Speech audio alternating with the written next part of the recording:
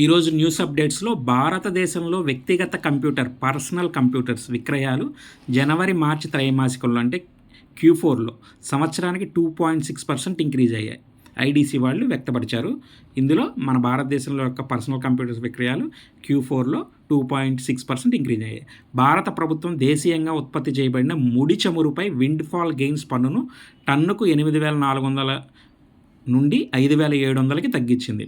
Windfall tax అయితే ఏదైతే ఉందో గెయిన్స్ మీద విధించేది 8,400 రూపీస్ టన్ నుంచి 5,700కి తగ్గించడం జరిగింది. ఏసర్ తన వినియోగదారులకు ఎలక్ట్రానిక్ బ్రాండ్ అసెప్ట్యూర్ టీవీలతో భారతదేశంలో ప్రారంభించడం జరిగిందనమాట.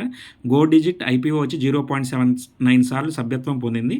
రిటైల్ చందా 2.54 రెట్లు పెరిగింది. అలాగే May 17 వరకు కూడా ఈ గో డిజిట్ ఐపీఓ అనేది తెరిచి ఉంటుంది. సో ఫ్రెండ్స్, ఇలాంటి వివరాల కోసం ఛానల్ని సబ్స్క్రైబ్ చేయండి.